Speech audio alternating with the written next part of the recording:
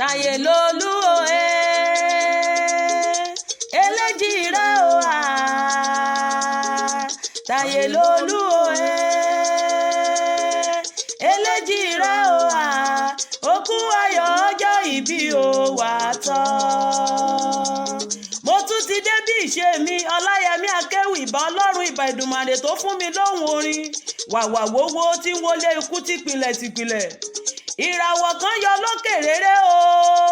lọ́jọ́ kejì oṣù kẹrin nínú ọdún ọ̀hún mo gbójú mo wòkè mo rẹ́ni ta mí lólobó pé àbí àwọn kíkanjú ọmọ ni ọmọ ọjọ́ ọ̀hún o ló wá di táyé lolú ọmọ lárìnmóyè. òní lọ́dún rẹ o èjì rẹ adúmọ́radọ́ àgùntà sọ́ọ́lù ọkùnrin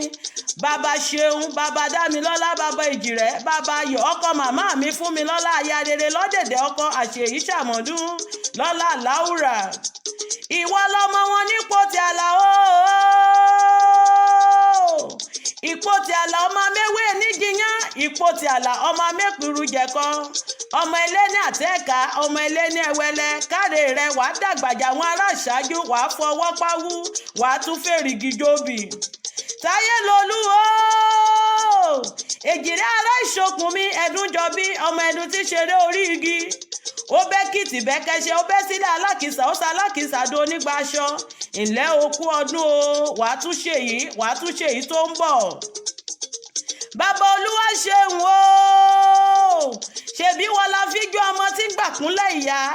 ìwọ ni gbajúmọ̀ ọmọ tí ń gbàdọ̀bálẹ̀ lọ́wọ́ bàbá wíníwíní lójú orogún èjìwọ̀rọ̀ lójú ìyá ẹ̀ ọ̀kan bá bí èjì ló wọlé tọ̀ mí wá o èjì rẹ tí mo bí tí mo jó èjì rẹ tí mo bí tí mo yọ̀ ṣẹ̀ṣẹ̀ èjì rẹ rílé olówó kò lọ èjì rẹ rílé ọlọ́lá kò yabẹ̀ ó wọlé òtòṣì ó sọ́dọ̀ lọ́rọ̀ àṣẹ ṣàmọ́dún o táyé lolú bàbá kẹ́ni bèbí tí ò kán mọ̀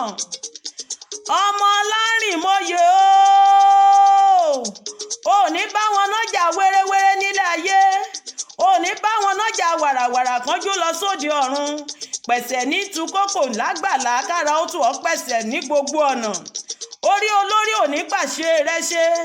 bó ṣe lù ú ni ó máa dún okú ayọ̀ ọjọ́ ìbí mo bá ọ dúpẹ́ o mo bá ọ yọ̀ àwọn ọmọ rẹ Démiládé àti Dárasími Adéníyì ló ní kí ọ wọ́n ní bàbá àwọn ò lẹ́lẹ́gbẹ́ nínú gbogbo bàbá tí ń bẹ ní gbogbo àgbáyé káfàtà wọ́n ní o ṣe òkú ìtọ́jú àwọn happy birthday grandpa we wish you many happy returns. tàbá wá níta ló kọrin ewì látẹ̀kan Ọláyẹmí Gbójúbọ́lá lèmi jẹ́ o aya wọn lọ́gọ̀tún òjórùbè.